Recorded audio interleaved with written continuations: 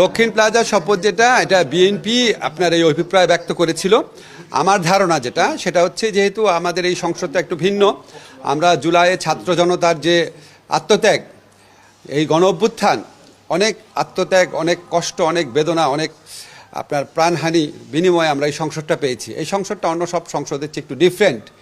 তো এইটাকে আর তাছাড়া এই সংসদ প্রাঙ্গণে আপনার অনেকগুলো ঐতিহাসিক ঘটনা ঘটেছে। আপনারা জানেন জুলাই ঘোষণা, জুলাই সনদ, এই দুটাকে ঘিরে যে অনুষ্ঠান সেটাও সংসদেই আপনার আয়োজন করা হয়েছিল। এই সংসদে সাউথ প্লাজাটা আমাদের কাছে আরও বিভিন্ন কারণে স্মরণীয়। আমাদের প্রয়াত নেত্রী বেগম খালেদা জিয়ার জানাজা হয়েছিল, এটার পাশে জায়গাতে আমাদের যে সবার প্রিয় শহীদ ওসমান হাদির জানাজা হয়েছিল। তো এটার একটা অনেক স্মৃতি জড়িত আছে এখানে, প্লাস এটা আমাদের জুলাই গণ অভ্যুত্থানের একটা বিভিন্ন যে ডকুমেন্টেশন সেটার প্রকাশের একটা জায়গা হয়ে দাঁড়িয়েছিল।